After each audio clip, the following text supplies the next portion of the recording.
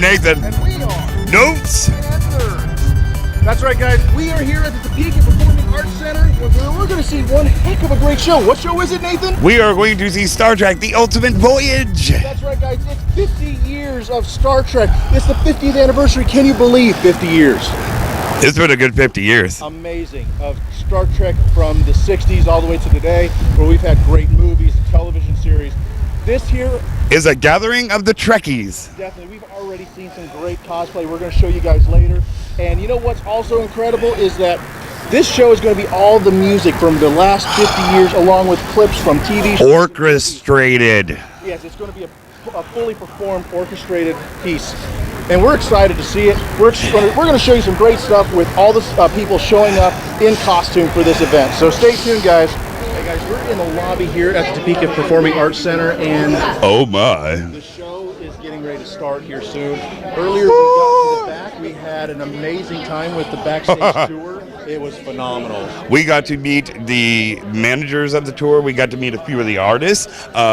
Production, we got to go on stage. We have some great photos that you might have already seen on our Nothing we could film, but we got photos, and we got to see it from the viewer and the musician perspective. And yeah.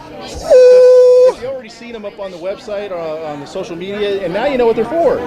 And please like and share those, because liking and sharing is good. Yes. So we're going to bring you some great interviews with some people who are showing up in cosplay or just people helping put it together, along with some other great footage. So stay tuned. All right, and we are here at the Star Trek concert, and we are with Reggie, Griffin. And you're actually a member of a cosplay group. Yeah, we're with Topcon. We're promoting the Star Trek Symphony, and I'm a big Star Trek fan, as well as Star Wars more, but I grew up with both science fiction stories, so it's great to actually be here. Okay. For our non-Trekkie knowers, explain your symbol and your uniform. Well, this is the universal sign that you're gonna die. If you're a fan of the original series, you know the red shirt never comes back. So this is what I got, because I mostly got Star Wars outfits and security outfits. But like I said, if you don't know Star Trek and you don't know this, then you just don't need to be around Star Trek. Okay, and what do you think about this event? Actually, I'm a big fan of the composers, and I grew up with all the Star Trek movies from '79 up to now. So total fanboy. I'm a big Jerry Goldsmith, may he rest in peace, and James Horner, may he rest in peace. So they really stood out to me. So, and I was hoping Dennis McCarthy was going to be here, because I actually did love his soundtrack for Generations, and I actually got that CD. So I was disappointed. Really good music on there. And that soundtrack actually made me cry, and I actually did like that movie. Some people didn't. I liked it. Yeah. But the soundtrack just made it. And there was nothing wrong with the movie. And I was disappointed that he didn't do the rest of the Star Trek Generation movies. So, like I said, I'm a fan of the music as well as the show. So this is really a treat for me to be here. So going into this, what are you expecting? I don't know. So I heard these are really good. So as long as the music's on cue and everything, and it makes me feel, I'm going to enjoy myself. So this is actually great to be here, just to hear it. Okay. So when you hear this music from a fan, how does it make you feel? Does it take you back to your childhood? Does it put you in that alternate place? Yes, it does. 1979, when Star Trek the Motion Picture came out, and right when the first theme came out, you know, that's a normal thing for the TV shows and movies. I was blown away, and that's when I started to get to learn about who does the soundtrack. So John Williams at that time was big between Star Wars, Superman, Jaws, and all that. And then I was like, well, this isn't John Williams, and so I was like Jerry Goldsmith. And that was like, between that and James Horner doing the Star Trek 2 and 3, those are the soundtracks that actually made me feel, even at a point, cry. So I'm a big fan of Goldsmith and Horner's soundtracks and McCarthy's as compared to the others. So so they do make me feel, and they do make me feel like childhood and take me back to those times. So, and it's kind of funny because a lot of soundtracks don't have the ability to do that, but with like Star Trek and Star Wars and stuff like that, that stuff can grip you. It does and grip put you in an emotional sense. That's what, like, between like John, like I said, with all these musicians, you know, celebrities passing. I'm a big Prince fan, so I actually was not going to come because I actually broke down and cried because Yeah. I've been a fan since '78. So John Williams is pretty much the last of the composers that we have. I've heard every album, seen every movie. Exactly. I just never was able to go to a concert. So Prince, I've seen him twice. So and that's experience that's going to stay with me for the rest of my life. So it's like John Williams is the last composer that I have that I really listened to intently and grew up with. Hans Zimmer and John Williams is pretty much left. Yeah. So I love The Lion King. Hey, I grew up with Disney movies, and every movie he does is great. But Williams, if you can take two notes and make that as the soul of the shark, that's genius. 5 notes just for the main theme for Close Encounters, great. So those are composers that make you feel so. We need to cherish these guys as long as we have them. So that's why I do love these themes very much. What do you think about this being all orchestrated? I mean, there's no like band, like normal band. There's no like, a CD playing. It's orchestrated. I'm thrilled. I'm sorry, Nebraska. I don't know why you canceled. Really, I really don't. That's dick move. Okay, but yeah, your loss is our gain. So thank you. The fact that it's orchestrated, that's going to be even better because, like I said, you can't hear any sound. You can't like get that. no live than that. Better to hear that. There's no synthesizer. You have to hear it in an orchestra format. So to have it here in Topeka, that's just great. And like I said, Omaha, you suck. There you go. We'll take it. So thank you, Topeka. Thank you, TopCon. Thank you, everybody. Thank our Trekkies. All right. Thank you. Thank you so much. All right, Guys. you're welcome. So I'm standing here with Charity. She's helping out with Gypsy for the TopCon event coming at the end of the year. She also does a little other event that we got the privilege of being at the beginning of the year, but she insists that we focus just on TopCon. Yes. So introduce yourself a little bit beyond that. Hi, I'm Charity, and I help with TopCon. Exactly what he just said. Just in case you didn't believe me. Yes. So, are you excited about today? Yes, I am very excited about today. I've always been a Trek fan ever since I was a kid. I have a son, and one of his first experiences, we went to the Star Trek exhibit in Las Vegas. Oh. And there were female Klingons there, and my son was 5. And so he was in heaven. They were down low, and he was just like... Being a boy. Being a boy, a very much boy, because there was female Klingon all around him. And considering, this is not to sound wrong, but if you've seen any of the classic Star Trek movies, and even Next Generation, the way the Klingon women dressed, a boy discovers that, his journey into adulthood starts somewhere. And it might well be just Star Trek. Yes, let it be. So why aren't you in cosplay today? I've got a couple outfits I'm working on. I would love to do like the Duras sisters. I do have one of the old school dresses, but I'm wearing my TopCon shirt today. Okay. So now, bad person walking in front of camera. Just cut in front of camera. We'll let it slide. And that bald head that just flew by, that was Gypsy. That was the Gypsy. The Gypsy.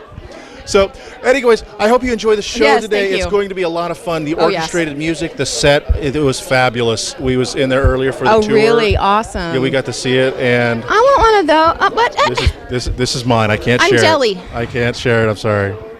You're gonna love the show. So, hope you get to enjoy. Shiny. I know it even moves. Look at that. Dude, I'm so beating your ass later. Oh, sorry, bad word. Beep. It's okay. Well, thank you.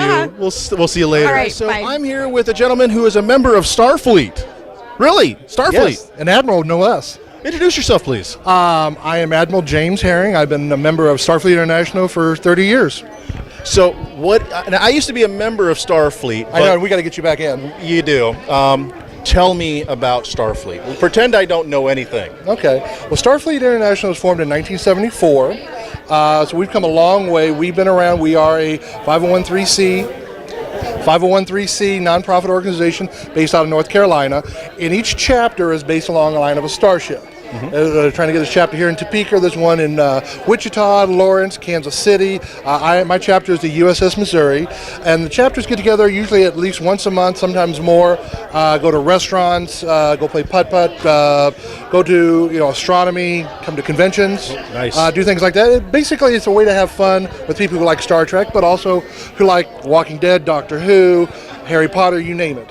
It's a science fiction nerd group, but with a Star Trek theme to it. Agreed. I mean, there could be groups that have done, there's a Battlestar Galactica group, there is a Honor Harrington group. I mean, there are almost different types of groups out there. Starfleet may have been, I will say, maybe one of the first ones to actually kind of coalesce, because in 74, Star Trek and science fiction still wasn't really mainstream cool as it is way now. Yeah. So, I mean, now you said something about charity work. Yes. Could you go a little bit more in depth with that real quick for us? Certainly. Because of the way Gene always envisioned the future to be and the way he wanted it to be, charity work goes back to giving back to the community. One of the chapters does stuff for the harvesters. Back in the day, the big thing was to do pick up trash along the way. You see different chapters, say this mile is by the USS, Stargazer or something like that. The Missouri, we do a lot of things to try to help out a lot of veterans, because believe it or not, there's a very big veteran contingent in Starfleet. Oh, yeah. We actually have the Starfleet Marines too. Well, considering that Star Trek throughout the years has had probably the best example of science fiction military. I mean, yes, it was very lax on the bridge with the way everybody talked, but I've always felt that, being in the Marines myself, it felt like it was a little bit more, not as accurate as Stargate, quite honestly, but at least as far as everything else, like Babylon 5, it was much more accurate, I thought. It was. A lot of people try to say, well, no, it wasn't a military organization. We always come back, oh, you have rank, the ships are armed.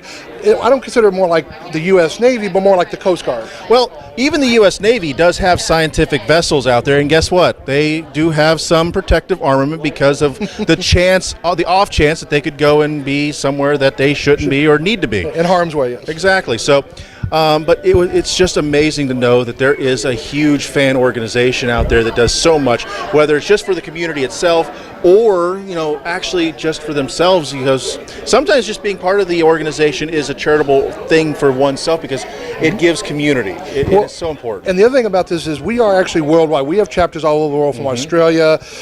We actually have people in Cuba, England. We are worldwide. Just like Star Trek. Just like Star Trek was. So we have people who all over, and it's great now to be able to talk to them on the web to find out what's going on. And it's always neat to hear what they're doing, what they're thinking, because they have obviously a little bit of different take on certain things. Definitely. And we are still trying to promote it as what Roddenberry's dream was.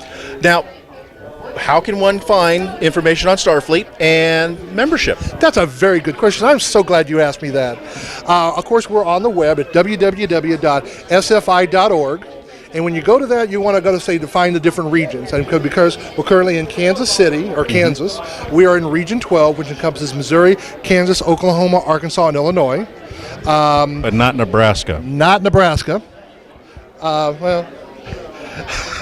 Oh, well. Anyway, but you want to go for that, and you check out the different chapters depending on where you're located. Now, here's the other good thing about Starfleet. Just because, let's say you're here in Topeka, let's say you moved from Florida, and you still want to keep your membership there, you can belong to any ship you want, and you can attend any meetings. I mean, almost every chapter has open meetings, meaning they want people to come and have fun. They don't matter if you're a member of their ship. They'd like it, obviously, if you're local, but you can still come and have fun no matter where. Definitely. So that is the big thing. And right here in Topeka, they are trying to launch a chapter from the USS Dark Phoenix, which is in Lawrence. So, like I said, there's a chapter in Wichita. Hopefully there'll one be in Topeka. There's one in Lawrence, Kansas City. There's one up in Leavenworth. So, oh yeah. Devin got reach. Now, how much did you say it costs per year? It's $10 a year. It's $5 to add an additional member, and I believe it's $2 after that up to, I think, $3. Okay. But it's all online, and that's all electronic. So, I mean, once you do it, we'll get it to you, the typical 4 to 6 weeks. But and then once you have your SEC number, which is the equivalent of your ID number, our Starfleet Academy has over 5,000 different courses. Again, not all on Star Trek. There's Harry Potter. There's Lord of the Rings. There's Doctor Who. You name it, there's something out there. So you're saying with those of us that have Starfleet technical manuals and stuff already in our collection of books at home, we might ace the tests? You might ace a few tests. There are some people who have written tests that I've looked at this and going, I didn't do that in college because that is their passion. And we have physics, we have invertebrate biology, which is not simple. There are like multitude of courses. I actually used to head up a few college academies, but of course mine were over movies. You watch the movie, you could take the test. Definitely. So it can be as easy as that, as difficult. We have language courses. Oh my. I mean, and you got to look on the web. I mean, with the web, it's opened up so much more. But we wanted to offer everything to, if somebody's interested in something, there's probably a course that we've got out there. Definitely. Well, thank you very much. Well, thank you. I will be signing back up here before song. Fantastic. Well, thank you. Well, welcome back aboard. And I will be joining the Topeka branch and help out with that one because, well, I do a lot of business down here thanks to TopCon. Hey, no problem. Thank you. And as you know, I'm also a member of TopCon too, and live long and prosper. We'll see you next week. Hi guys, Thank this you. is Jane Doe here with Notes and Nerds, and I'm standing with Klingon. a name Admiral Cragtail Xantai-Tricon. that Admiral Sunny Planthold. Captain Mike Calhoun. And Cuddy. Okay, so are you guys excited for? Always. Have you guys seen this before? Is this your first time? First time for this event, yes. Okay, and how long have you guys been portraying yourself as Star Trek characters? Over 25 years. Wow. 25. I started as a Klingon 20 years ago, went to the dark side about 2 years ago.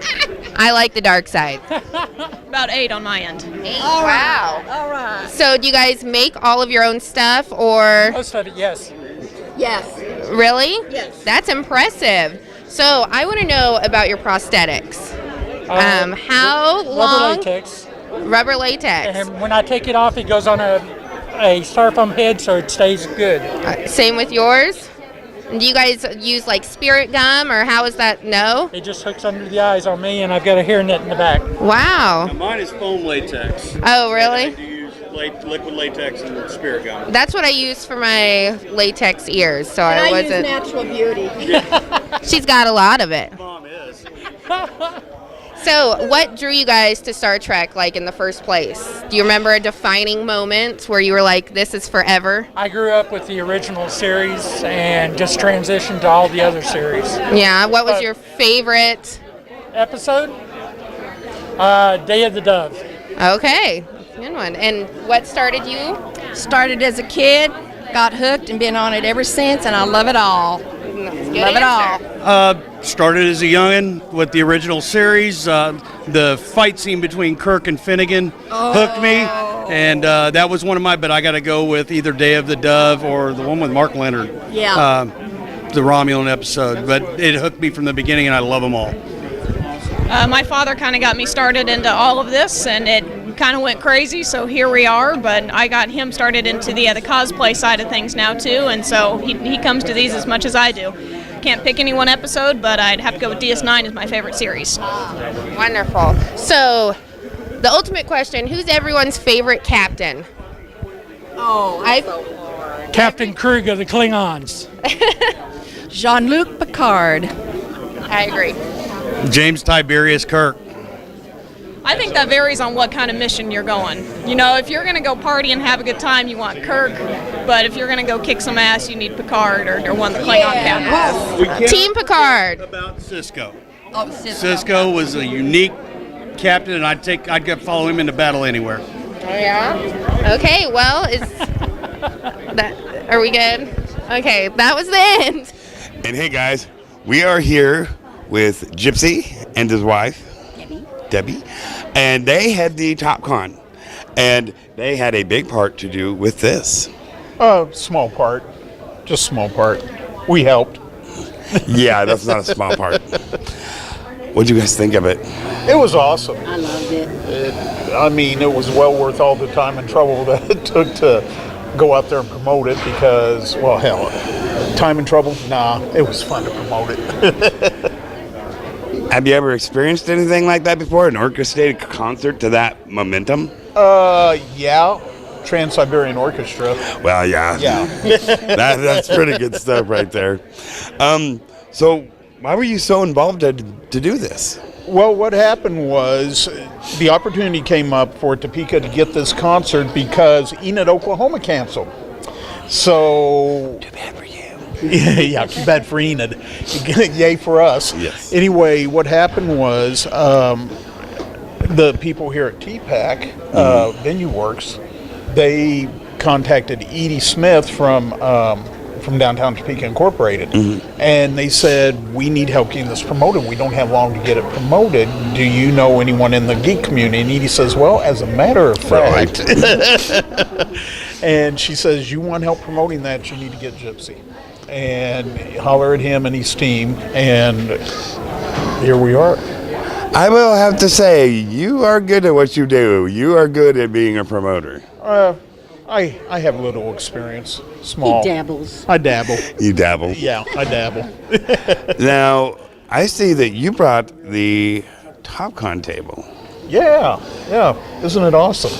Now, before it arrives, we know it's already on the internet, but is there something that you could leak out to let people know why they need to be coming to TopCon this year? Well, you mean besides the Enterprise Bridge coming to TopCon, you mean besides that? Or are you talking about Mary the Supernatural Impala? Maybe that one? Or Miss Tilly, the Walking Dead pickup truck? Maybe that one there? Or what about Kent Wagner from Vampire Diaries and Walking Dead? Mike Mundy from Walking Dead. We love Mike. Oh, Patrick Barnett from Star Trek. I mean, the go-to Borg. Or that big guy. What's his name? With the Union Jack. Yeah, big, tall, blue guy. Spencer something? Spencer. Hold on. I'll think of it here in a second. Wilding. Spencer Wilding. From Guardians of the Galaxy, from the Harry Potter films, from Doctor Who, from Batman Begins. He reminded me the other day, as a matter of fact, I was talking with him the other day, and he reminded me that he is the Shadow Warrior that burned down Wayne Manor. Me and him are going to have some words when he gets here, I'm telling you what. Listen, Spencer. Topeka's own Jane Doe's Nerdgasms will be there. Jane Doe's Nerdgasm. She came here today. Let's see, who else? We're going to have Lady Red cosplay. Yeah, Bean and Beard and Bean. They're going to be there. Eric Weil. Oh, Greg Peters, the animator behind Pinky and the Brain and Animaniacs. We got him coming. Yep, I'm excited about that. We'll have a kids zone too. Yeah, we got a kids zone, and for kids to do. Yep, we got James Soapy Dixon. He's going to be taking care of that for us. Now, you said something earlier that caught my ear. What's that? You said you're going to try something new, something to do with animals and cosplay. Oh yeah, we're having an animal cosplay contest. So if you like dressing up your animals in funny little costumes, making them look like, I don't know, Batman, Robin, Kato from the Green Hornet. Oh no, that's our dog. Yeah, definitely you need to get involved in that. Bring your pet. They will be allowed in the Ramada. We've already got clearance. And we will have outside food vendors this year. Yep. People were hungry last year. Yeah, people were hungry last year, so we're going to be. iBot's going to be there. Can't forget iBot. They're going to be there. One of them was actually here this evening. Yeah, the Red Dalek and the TARDIS will be back. Let's see. KC Brick Lab's going to come back and do a setup for us. KSNT, who is our major television sponsor, they're throwing all sorts of swag at us this year. Folks, we have so much swag to give away at TopCon this year. I just hope that there's enough people to give all this swag away, because we have that We could much take some of it. home. Okay, well, we can do that too. Giveaways are always good. Oh, Patrick Barnett, thank you. I got reminded. Patrick Barnett, who is Star Trek's go-to Borg. He's been a Borg in every single Star Trek. He's been on one of our shows. And he was actually, did you all see him? Did you catch him there at the last? He was actually there on the screen. I'm going to razz him about it later on today. Anyway, he is a very fine jazz singer. And we are actually having an after-hours party with Patrick Barnett in concert. So, yes. 3-day pass, it's free. Yeah. Otherwise, it's $5 at the door. You can't beat that at half the cost. So, I mean, we're really gonna rock it out. Oh, and isn't Spencer Wilding doing something special too for the kids? Yeah, actually, Spencer Wilding is not only going to do a kickboxing demonstration on Sunday in the kids zone. Spoiler alert, you all are going to get to hear this here first. one of the elementary schools here in Topeka, Meadows Elementary School, is going to get a special visit from Spencer Wilding, why he is here, and Mike Mundy and Kent Wagner are also going to join Spencer at Meadows Elementary School. So That is very awesome. Yep. So Okay, so we had all the great stuff for tonight. We have great stuff coming. Star Trek, Trekkie. So, is there anything else our viewers need to know? yeah, what the viewers need to know, and this is very important, is TopCon is not just Debbie and I. It's not just Debbie and I. It's a big family. It's a big family. We have a team that is absolutely awesome. Couldn't do it without them. I could sit here all day long and list every single person, but it's not just the TopCon team that helps. We have other people that step in and help. We have cosplayers in the area that if we say, hey, we need help with this, they rush in. The community as a whole helps out. We have people in the community that come up, step forward all the time and say, what can we do to help?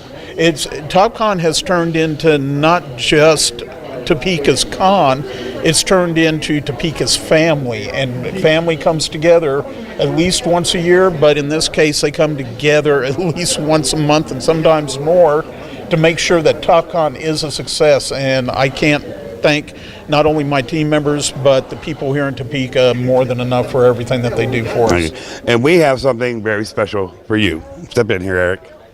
Well, as you know, we got a little bit of a backstage event, and unfortunately, We felt bad because they were so busy they weren't able to get it, but we are especially giving them one of our posters that we had received as a thank you for everything they do for us.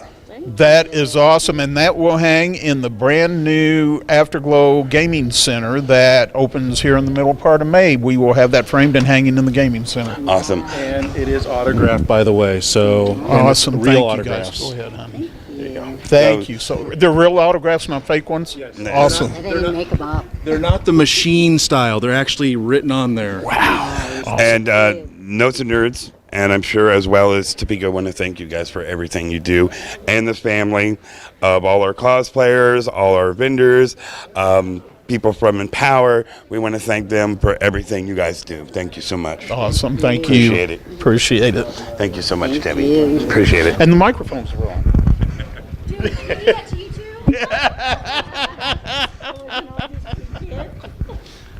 Thanks, guys. No problem.